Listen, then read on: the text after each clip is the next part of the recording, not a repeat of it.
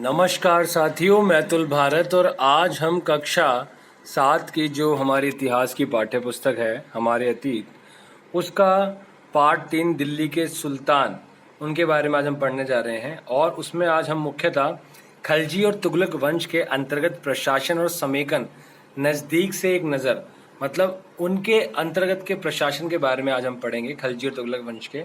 इससे पहले हमने इस चैप्टर के अंदर काफ़ी सारी चीज़ें पढ़ी थी, जिसके अंदर हमने ये देखा था कि जो दिल्ली सल्तनत थी वो कैसे कैसे किस किस क्षेत्र में बढ़ी आगे, और कैसे कैसे उन्होंने अपना राज जो है वह आगे आगे बढ़ाया। तो उस समय कौन कौन से जो शहर थे दिल्ली सल्तनत के विस्तार में, ठीक है, ये सब हमने पढ़ा था। तो इससे पहले हमने ये जो है एक वीडियो में कर चुके हैं हम, जिसमें शमशुद्दीन इल्तुतमिश द्वारा जीते गए प्रमुख शहर। आपको पता है कि कुतुबुद्दीन ऐबक का जो गुलाम था वो इल्तुतमिश था, और कुतुबुद्दीन ऐबक जो थे वो मोहम्मद गोरी का गुलाम था। तो इसलिए इल्तुतमिश को गुलामों का गुलाम बोलते हैं। और 1206 में जब मोहम्मद गोरी यहाँ से वापस गया और कुतुबुद्दीन ऐबक को अपना साम्राज्य देके गया यहाँ पे, तो इस प्रकार से गुलाम वंश स्टार्ट हुआ था। ठीक है, तो गुलाम वंश के पहले जो संस्थापक था वो है कुतुबुद्दीन ऐबक था, जिसने कुतुब मीनार की नींव रखी और इल्तुतमिश ने उसका काम पूरा कराया। तो आज हम देखिए अलाउद्दीन खिलजी के समय में दक्षिण भारत के अभियान थे जो दिल्ली से स्टार्ट हुए थे, जो आपके सामने यहाँ पे आप देख सकते हैं। तो हम बिना समय व्यर्थ करे शुरू करते हैं। हमने और भी चीज़ें बताई थी कि कैसे कैसे दिल्ली के सुल्तानों ने सारे महाद्वीप मतलब उपमहाद्वीप मतलब जो भारत है उसके अंदर कहाँ कहाँ पे मस्जिदें बनवाई, कैसे कैसे उन्होंने इस्लाम और मुसलमान के रक्षक होने के दावे पर बल दिया मस्जिदें बनाकर। आज हम खलजी और तुगलक वंश के अंतर्गत प्रशासन और समेकन नज़दीक से हम ये पढ़ेंगे। अगर आपने इससे पहले वाली वीडियो नहीं देखी है तो आप जरूर देख लीजिएगा। हमारे अतीत के पहला और दूसरा जो चैप्टर है उसके क्वेश्चन आंसर वीडियो भी हमारे चैनल पर अपलोडेड है, वो आप देख सकते हैं। लिखित रूप में आपको क्वेश्चन आंसर मिलेंगे और उसके लिंक भी आपको डिस्क्रिप्शन बॉक्स में हम दे देंगे प्लेलिस्ट का। तो हम शुरू करते हैं। अगर आपने चैनल को सब्सक्राइब नहीं किया है अब तक तो आप कर लीजिए, ताकि आपको नोटिफिकेशन पहुंच जाए, वरना आपको नोटिफिकेशन जो है वह नहीं पहुंचेगी और आप मिस हो जाएंगे नेक्स्ट वीडियो से। खलजी और तुगलक वंश के अंतर्गत प्रशासन और समेकन नज़दीक से एक नज़र में दिल्ली सल्तनत जैसे विशाल साम्राज्य के समेकन के लिए विश्वसनीय सूबेदारों तथा प्रशासकों की जरूरत थी। अर्थात कि दिल्ली सल्तनत के इतने बड़े विशाल साम्राज्य, इतने बड़े राज्य में समेकन करने के लिए सूबेदारों की और प्रशासकों की जरूरत थी, और ऐसे जिस पर विश्वास किया जा सके। दिल्ली के आरंभिक सुल्तान विशेषकर इल्तुतमिश सामंतों और जमींदारों के स्थान पर अपने विशेष गुलामों को सूबेदार नियुक्त करना अधिक पसंद करते थे। मतलब अभी जैसे आपको मैंने थोड़ी देर पहले बताया था कि गुलाम वंश है, तो इल्तुतमिश सामंतों और जमींदारों के स्थान पर अपने गुलामों को सूबेदार बना देता था। मतलब दास जो थे, उसके जो गुलाम थे उनको वो सूबेदार बनाता था ताकि वह उसकी बात मान सके। देखिए, इन गुलामों को फारसी में बंदगा कहा जाता है, ये याद रखना है आपको, बंदगा, तथा इन्हें सैनिक सेवा के लिए खरीदा जाता था। उन्हें राज्य के कुछ बहुत ही महत्वपूर्ण राजनीतिक पदों पर काम करने के लिए बड़ी सावधानी से प्रशिक्षित किया जाता था। देखिए, उनको मुख्यतः तो सैनिक कार्यों के लिए खरीदा जाता था, लेकिन अब उनको जब प्रशासकीय कार्य मतलब एडमिनिस्ट्रेशन का जब काम देंगे तो भैया उनको सिखाना ही पड़ेगा, तो उसके लिए बहुत सावधानी से उनको प्रशिक्षित किया जाता था। ये चूंकि पूरी तरह अपने मालिक पर निर्भर होते थे, इसलिए सुल्तान भी विश्वास करके उन पर निर्भर हो सकते थे। आगे चलते हम।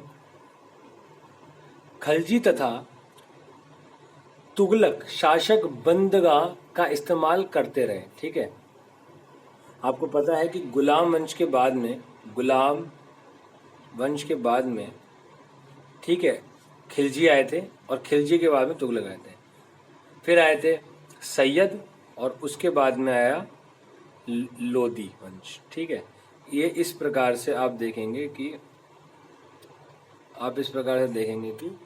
ये 5 वंश थे दिल्ली सल्तनत के अंदर: गुलाम, खिलजी, तुगलक, सैयद और लोदी। ठीक है, आप ऐसे याद कर सकते हैं कि गुलाब खिले तो सास लो, ग ख त स ल। ठीक है, हम इस प्रकार से याद भी कर सकते हैं। ठीक है, जो एक टेक्निक या ट्रिक होती है। खलजी तथा तुगलक शासक बंदगा का इस्तेमाल करते रहे और साथ ही अपने पर आश्रित निम्न वर्ग के लोगों को भी ऊंचे राजनीतिक पदों पर बैठाते रहे। मतलब कि वो जो बंदगा, मतलब वही जो उनके गुलाम थे, उनका भी इस्तेमाल किया और साथ ही अपने पर आश्रित निम्न वर्ग के लोगों को भी, जो नीचे लोगों के जो वर्ग थे, उनके लोगों को ऊंचे राजनीतिक पद दे दिए। ऐसे लोगों को सेनापति, सूबेदार जैसे पद दिए जाते थे, लेकिन इससे राजनीतिक अस्थिरता भी पैदा होने लगी। भाई अब क्या होता है कि जब बड़े लोगों को पद नहीं मिलता तो जो छोटे मतलब जो छोटे लोगों को पद मिल गया, जो मतलब उनके हिसाब से उस लायक नहीं थे उस पद के, तो जो व्यापारी वर्ग था या जो अन्य बड़े वर्ग थे वह गुस्सा होने लग गए। इससे अस्थिरता फैल गई, जो बैलेंस था स्टेट के अंदर वह कम होता गया। देखिए, गुलाम और आश्रित अपने मालिकों और संरक्षकों के प्रति तो वफादार रहते थे, मगर उनके उत्तराधिकारियों के प्रति नहीं। मतलब कि जैसे अगर कोई राजा है तो उसके लिए तो गुलाम जो है वह वफादार है, लेकिन राजा के लड़के के लिए नहीं। नए सुल्तानों के अपने नौकर होते थे, फलस्वरूप किसी नए शासक के सिंहासन पर बैठते ही प्राय नए और पुराने सरदारों के बीच टकराहट शुरू हो जाती थी। अब जैसे ही कोई नया राजा बना तो उसके अपने गुलाम थे, तो वह अपने उन गुलामों को सूबेदार पद देता था, सामंत पद देता था। तो उसमें क्या होता था, ऊंचे ऊंचे पद उनको देता था। तो जो पुराने थे, जिनको सरदार बनाया गया था, सूबेदार बनाया गया था, उनके बीच में लड़ाई होनी शुरू हो जाती थी। सुल्तानों द्वारा निचले तबके के लोगों को संरक्षण दिए जाने के कारण, देखिए यहाँ पे आगे ना बात, उच्च वर्ग के कई लोगों को गहरा धक्का भी लगता था और फारसी तवारीख के लेखकों ने निचले खानदान के लोगों को ऊंचे पदों पर बैठने के लिए दिल्ली के सुल्तानों की आलोचना भी की है। ठीक है, तो ये फारसी तवारीख के लेखकों ने किया है। इसके ऊपर कुछ चीज थी कि बेटों से बढ़कर गुलाम। सुल्तानों को सलाह दी जाती थी, जिस गुलाम को हमने पाला पोसा और आगे बढ़ाया है उसकी हमें देखभाल करनी चाहिए, क्योंकि तकदीर अच्छी हो तभी पूरी जिंदगी में कभी कभी ही योग्य और अनुभवी गुलाम मिलता है। बुद्धिमान का कहना है कि योग्य और अनुभवी गुलाम बेटे से भी बढ़कर होता है। क्या आपको गुलाम को बेटे से बढ़कर मानने का कारण समझ में आता है? या आपके लिए प्रश्न है, आपको समझना है कि ये बेटों से बढ़कर गुलाम को मानते थे। ठीक है, उनको सूबेदार पद देते थे। अब हम आगे चलते हैं कि सुल्तान मोहम्मद तुगलक के अधिकारीजन, ठीक है, तो आप देखेंगे कि सुल्तान मोहम्मद तुगलक ने अजीज खुम्मर नामक कलाल, शराब बनाने और बेचने वाला एक मतलब व्यक्ति था, फिरूज हजमा नामक नाई, मनका तब्बाक नामक बावर्ची और लड्डा तथा पीरा नामक मालियों को ऊंचे प्रशासनिक पदों पर बिठाया था। किसने? ये किसकी बात हो रही है? ये मोहम्मद तुगलक की बात हो रही है, तुगलक वंश के राजा की बात हो रही है। और इन्होंने क्या किया? जो शराब बनाने वाले को, नाई को, बावर्ची को और मालियों को, जो आपको पता है गार्डनिंग करते हैं, उनको प्रशासनिक पदों पर बिठाया था। अब 14वीं शताब्दी के मध्य के इतिहासकार ज़ियाउद्दीन बर्नी ने इन नियुक्तियों का उल्लेख सुल्तान के राजनीतिक विवेक के नाश और शासन करने की अक्षमता के उदाहरणों के रूप में किया है। ये ज़ियाउद्दीन बर्नी बहुत बड़े लेखक और बहुत बड़े इतिहासकार माने जाते हैं मुगल सल्तनत में, दिल्ली सल्तनत के अंदर। इनकी बहुत सारी किताबें और आप और भी चीज़ें देखेंगे। तो अभी आपके ख्याल से बर्नी ने सुल्तान की आलोचना क्यों की थी? आपके हिसाब से अब आप बताओ कि क्यों की होगी बर्नी ने, ज़ियाउद्दीन बर्नी ने मोहम्मद तुगलक की आलोचना। आगे चलते हम। पहले वाले सुल्तानों की ही तरह खलजी और तुगलक शासकों ने भी सेना नायकों को भिन्न भिन्न आकार के इलाकों के सूबेदार के रूप में नियुक्त किया। ये इलाका इक्ता कहलाते थे। क्या कहलाते थे? इक्ता। इलाके से इक्ता आपको याद रखना है। इन्हें संभालने वाले अधिकारी इक्तदार या मुक्ति कहे जाते थे। मुक्ति का फर्ज था सैनिक अभियानों का नेतृत्व करना और अपने इक्तों में, मतलब अपने इलाकों में कानून व्यवस्था बनाए रखना। एक तरीके से भैया वही सूबेदार की तरह बना दिए, एक क्षेत्र दे दिया उनको और वह लोग उनका अब ध्यान रखेंगे।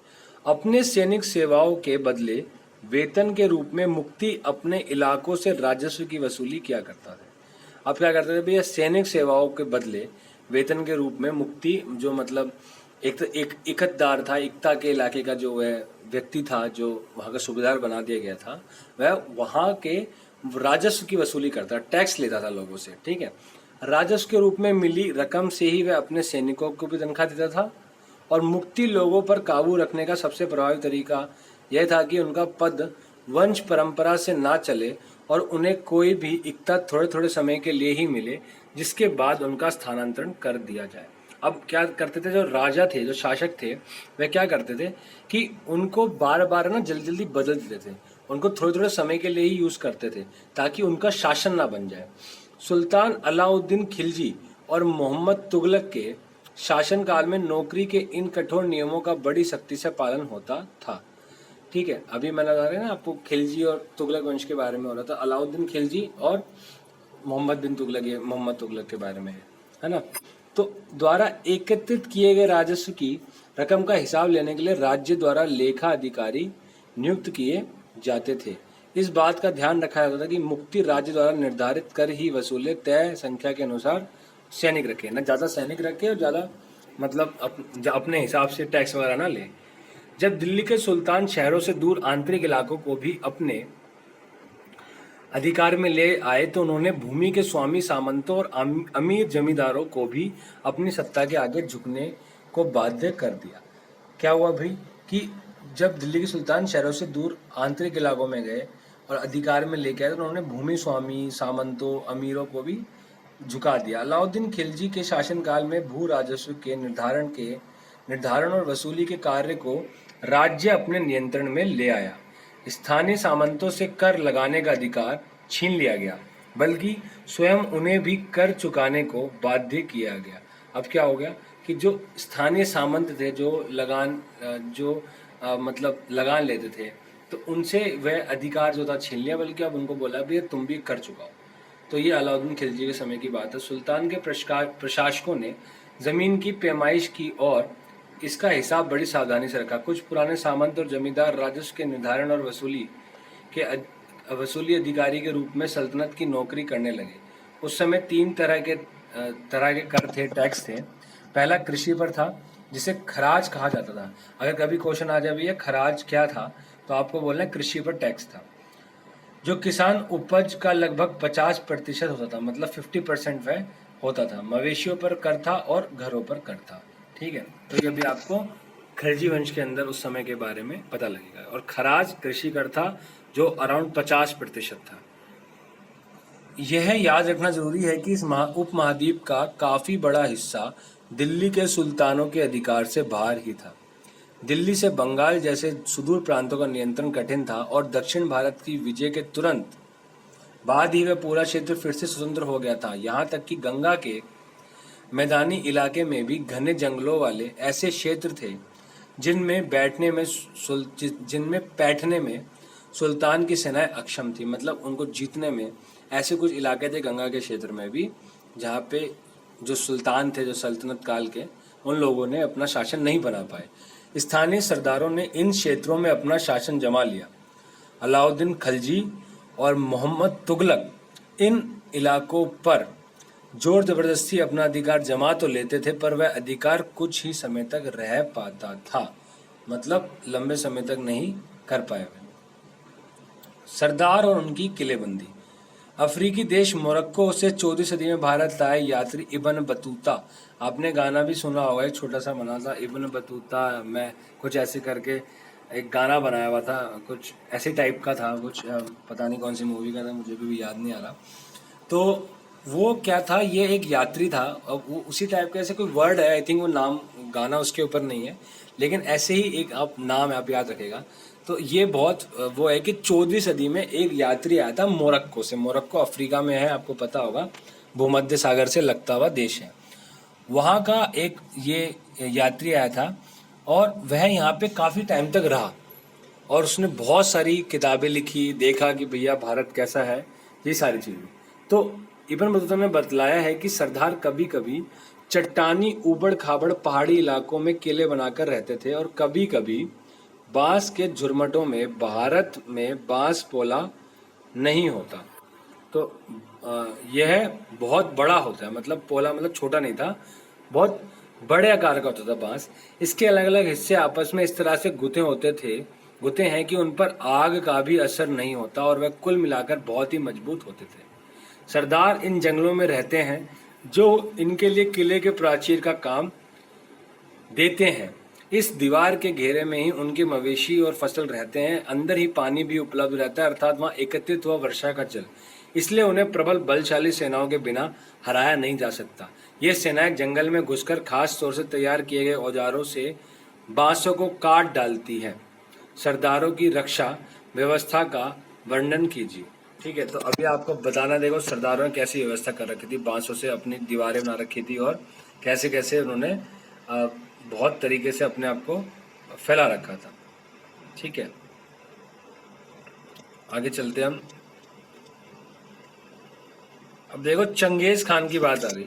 तो चंगेज खान के नेतृत्व में मंगोलों ने 1219 में उत्तर पूर्वी ईरान में ट्रांस ऑक्सियाना, आधुनिक समय का उज्बेकिस्तान जो है, पर हमला किया था और इसके शीघ्र बाद ही दिल्ली सल्तनत को उनका धावा झेलना पड़ा था। 1219 की बात है ये।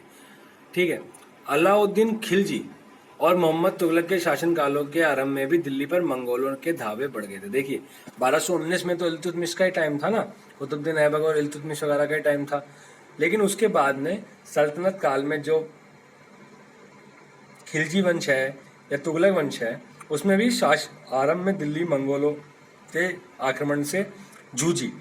इससे मजबूर होकर दोनों ही सुल्तानों को एक विशाल स्थानीय सेना खड़ी करनी पड़ी, क्योंकि बार बार मंगोल क्या करते थे, हमला करते थे, जो मंगोलिया है वहां से।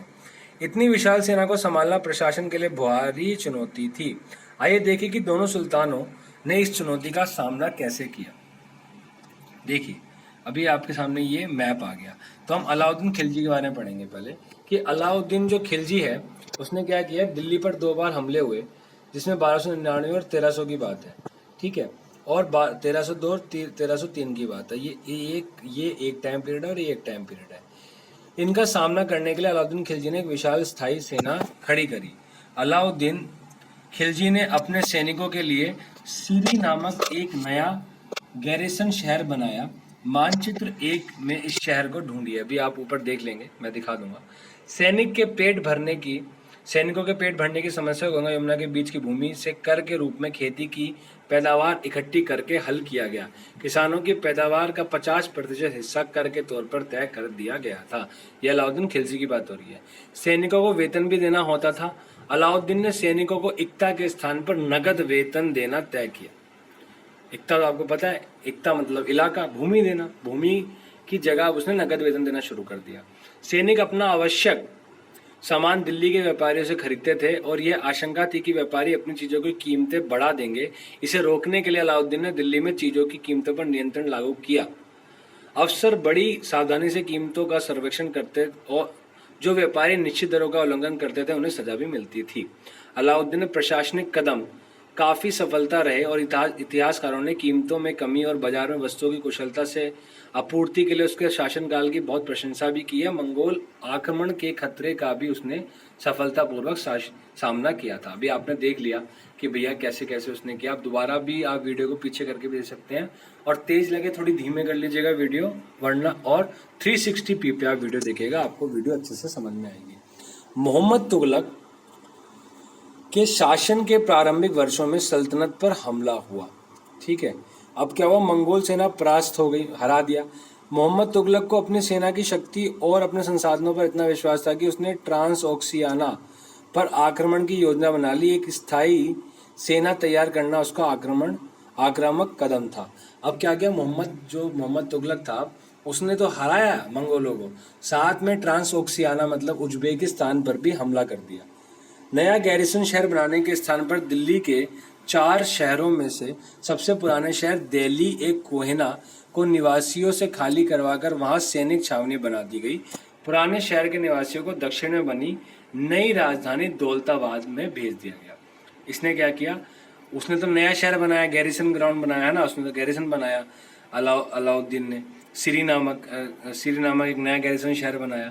लेकिन इसने क्या किया, इसने दिल्ली कोहेना को खाली करवा दिया और उसको गैरिसन बना दिया, उसको कैंट बना दिया, दिल्ली कैंट की तरह।